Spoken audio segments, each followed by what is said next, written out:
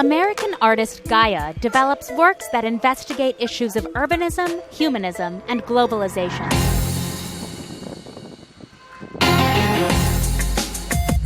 Globalization is often the foundation of Gaia's work. At Lodi, he addresses global warming, developing a minimalist composition designed to trigger a dialogue about the looming calamity. We have reading from left to right in this piece, or what the constituent elements of this composition are as one hand emerging out of the water that was actually shot by my friends in Puerto Rico for a different project that used that source material here within this piece. You have an inflated globe as we understand it to exist. We've got the Shisha Gumbad, which is a aspect or one sort of architectural aspect of Lodi Garden, built by the Lodi dynasty. It translates as the glass dome. It is sitting in front of a Victorian greenhouse. And then as you move farther down the composition, you have a deflated globe and then another hand emerging out of the water, mirrored from left to right. Gaia is like an artist from the US who's like really famous, and he got mentioned like by the Forbes as like one of the under 30 to be like most influential in terms of like art and style. And basically over here in Delhi for the Star Delhi Festival, he worked mainly on climate change. So usually when we have like relationship and support by the embassies, the artists are like absolutely free to express themselves and to treat like whatever topics they want to speak about. But the American Center actually suggested to speak about like climate change as one of the main topics like that right now are very important all over the world. And Gaia was like actually really up for like speaking about climate change in Delhi, especially also because of what all is happening in terms of pollution over here. His mural, titled "How is Global Warming?" is a bricolage. It brings together different architectural styles from different time periods to represent Lodi Colony's diverse neighborhood. And the name Gaia is no coincidence. The word itself means earth goddess. My work is very much based within research, and I use painting as an excuse for being curious, for continuing to have the privilege to be able to navigate the world, to navigate these spaces, to hopefully gain entry into various communities who are generous enough to allow me within them, and then draw my own personal sort of neurological connections between all these far-flung spaces, and hopefully develop a more holistic portrait of the world, or a more holistic portrait of how place relates to one another.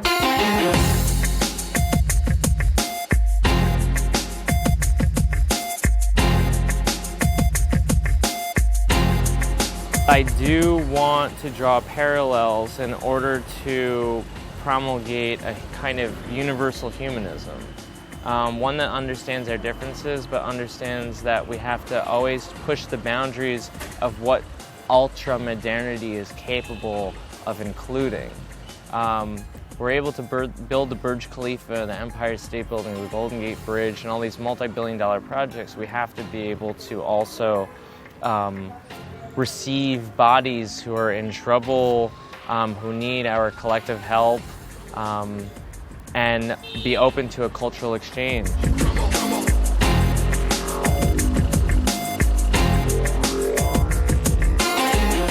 His work honors an element central to street art but often overlooked: the buildings themselves. Street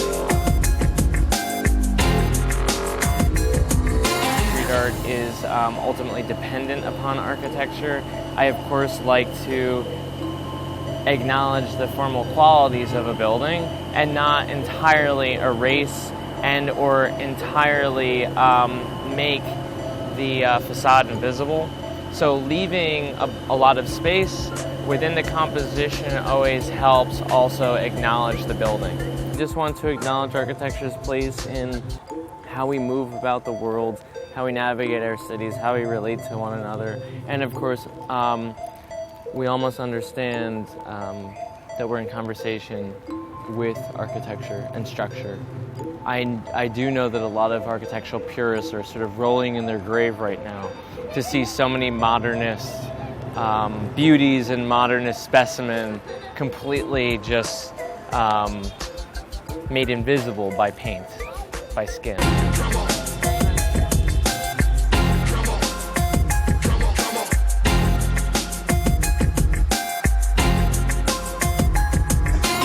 I'm grateful for the fact that I was made to approach global warming because it gave me a kind of a break in terms of trying to develop something in a culture that is so layered and so deep that is able to simultaneously manage and interpret extremely traditional cultures and very contemporary approaches to being more global citizens.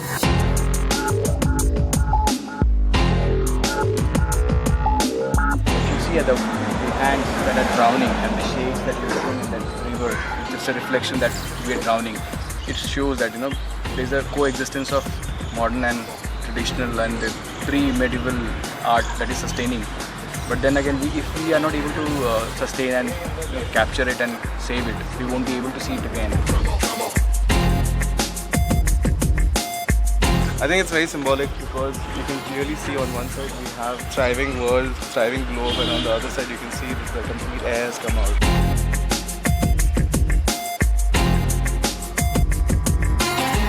We can see a lot of Mughal architecture in here, so very artistically done and very nice, very nice.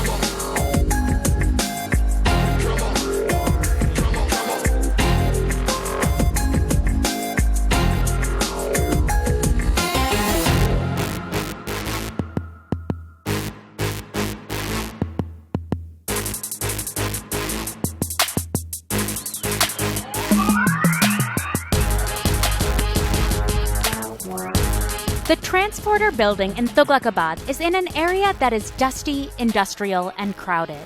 It's surrounded by trucks and shipping containers. Here is where Bangalore-based artist, architect, and designer Ullas Hydoor makes his contribution to the START Festival. Inspired by those living near the containers at ICD, he creates a piece titled Contain. When I came here, when I saw the containers out here, so I just realized something like these people over here who are living over here, they have their own life, So everything like they work around the containers, they have work like shipping the containers, taking the containers back home, or taking the containers from one place to another place. So the whole place has become like a house for them. So they're living out of these containers or inside these containers. They can have a life apart from this. They can go back home and the lorries are parked and without they are doing nothing over here. But at the same point of time, they're just trying to contain themselves over here, giving the whole place a new, like meaning to the thing. Like they've given the whole place a new face, where they're playing cricket and they're like have their bastis over here. They have a dhaba over here. So basically, I just wanted to show like how this, it was a very symbolic representation of what I saw around. Instead of keeping it confined and elite, Ullas prefers to make his work accessible. I always saw art in galleries. As a student, I used to visit galleries for art shows. So I always felt this art should be out there, like out in the street, like where people are, seeing the art, where people appreciate the artwork. So it's not restricted to just one class of people who just sit and have a wine and enjoy the art. Ullas makes a towering abstract work. In it, hands reach for a geometric container. But the work, unlike the lorries that fill our streets today, is almost entirely devoid of color. In our urban life, how much of a colorful stuff we see around us, so everything is like sort of grey. How much of colors, how many different colors of containers are around us, how many different colors of lorries we have over here. People just see them like they don't see the color of those containers. They don't enjoy the beauty of the color composition which is around us. They see it as just like a mean of earning for it, right? So they see everything in grey, like in different shades, like all in black and white, light and shadows. So the piece basically it's very geometric. So and I wanted to make the hands more very sketchy, like so they are not definite hands, where the things which are containing them are not like something which is like forcefully put on them. It's an idea what they're forcefully putting on themselves. So that's why the hands are very sketchy and like sketchy lines kind of stuff. It's not a definitive thing.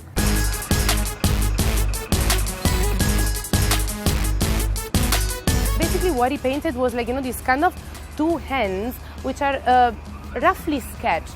So something which actually you can't even see is a sort of presence which is there in ICD, but you can't really see. And this kind of presence is basically playing with this rectangular shape, which is like a sort of like, reminder of containers. And actually all these containers and all this rectangular shape are forming like an overall shape which has a strong resemblance with the face of the truck. So this was like, also a way for him to say like, to all the truckers that actually they are there and they are moved by other forces that they don't even know, and actually their entire lives somehow is kind of conditioned by needs that are not belonging to themselves, but they are needs of someone else. So it was like also sort of commentary about like, lots of things that actually we do in our lives and we don't even know why. The piece even contains some hidden messages, including a nod to a long-standing trucker's ritual. The only thing which I wanted to give was the green space around the nose, where the nose is around. So that's where that's like the fresh air they are trying to breathe, like the small little pocket of breathing space they might have acquired over here. But yeah, the whole thing got a new meaning only because like I found these people, they came and asked me like, what is this piece? I told them it's a nazar battu. You have this nazar battus what they put in front of the lorries, and it's something like saves you from the evil eye kind of stuff. And this being a transport building and it being a nazar battu, it just added into the thing. Yeah.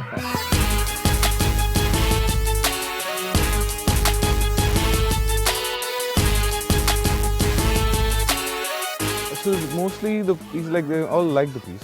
Surprisingly, I don't know. The best part is like they love the fact like something new is happening around here, because their lives have been so dull. Like as I'm seeing, like even though they are trying to have their own kind of fun, but at the same point of time they're sitting and waiting here for lorries, the days together till the container gets like there's a permit inside or permit out. So they're just wasting time out here, Like so they're really happy that something different is happening around here. चित्र के हिसाब से जैसा लग रहा है कि ये किसी आदमी का आर्टिफिस जैसा लग रहा है। कार्टून जैसा लग रहा है, जैसे बनाते हैं ना गाड़ी में आगे चित्र बनाते हैं गाड़ी को, भयानक दिखने के लिए ऐसे ही लग रहा है। ये कैमरा है, ये ऐसा दर्शाते हुए दिख रहा है कि चारों तरफ कैमरे लगे हुए हैं, यहाँ से कोई बाहर नहीं जा सकता है गलत काम करके।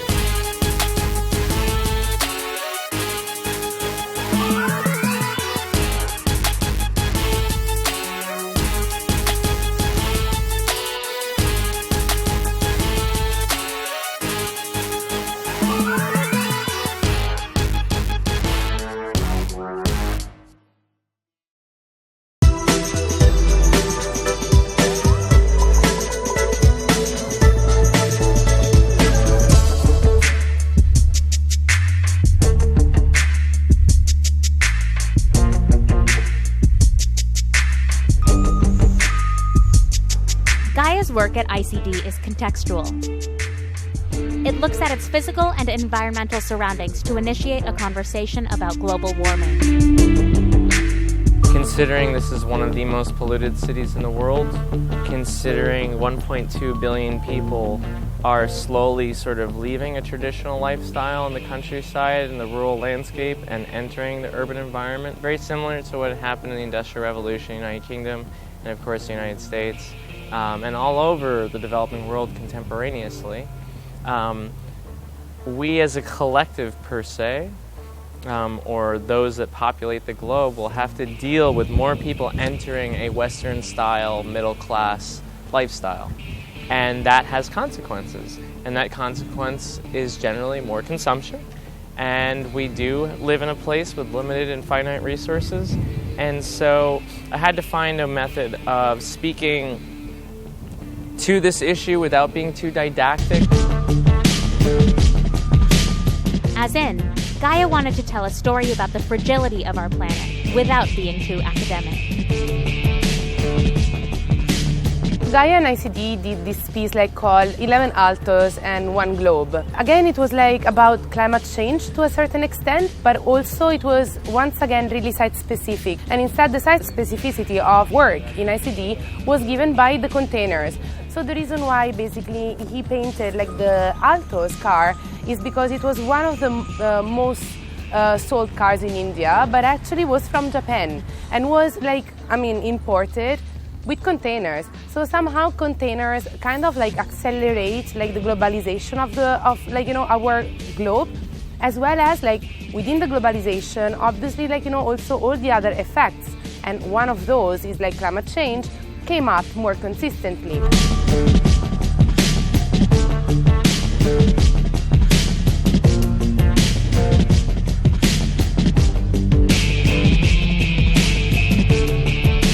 So within this composition behind me, you have 11 Alto cars, which are of course produced by Motors Suzuki.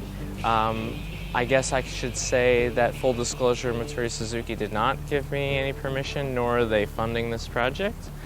But I do know that it's a top-selling car in India right now and is really very much a middle-class symbol. You have these 11 cars floating in space, and then you have a gigantic globe.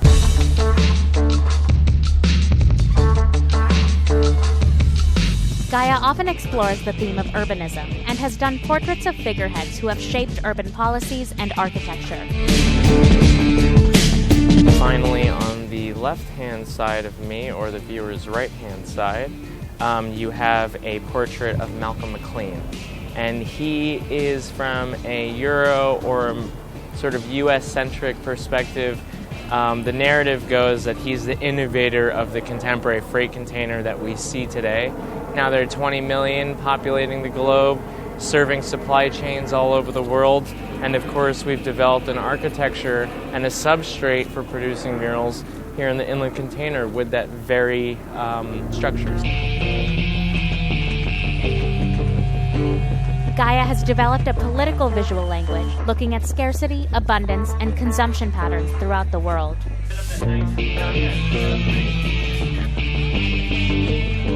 My practice attempts and tries to approach place and how we construct place and how we think about place. And so I try to generate most of my content from the situation and the environment with which it will eventually live and exist. So my practice is very much trying to understand the macroeconomic tendencies of a place, ultimately. And so everything ostensibly, or sort of does have globalization as its foundation per se, but I'm interested sort of philosophically in terms of, or sort of the extent of human rights.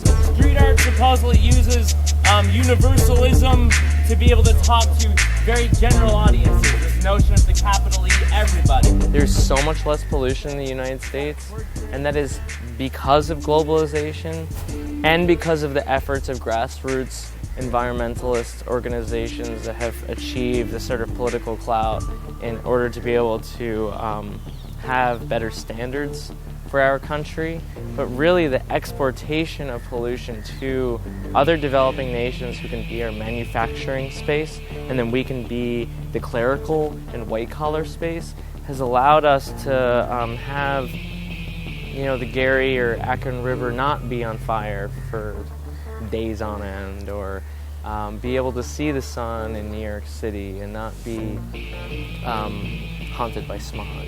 So we're all in this shit together.